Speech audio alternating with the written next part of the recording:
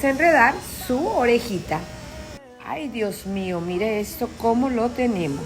Bueno, vamos a hacer lo mejor que podamos y le vamos a enseñar la mejor técnica cuando los oíditos de su mascota se encuentren así.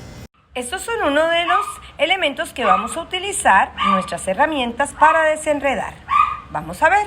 Con una de las herramientas que te mostré, vamos a empezar a cepillar para abrir un poquito el nudo.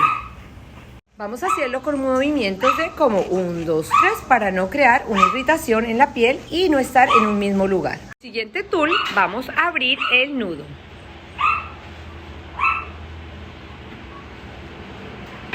Con la pernilla de madera vamos a quitar los últimos nuditos y este es el resultado de esta hermosura. Miren su orejita, perfecto.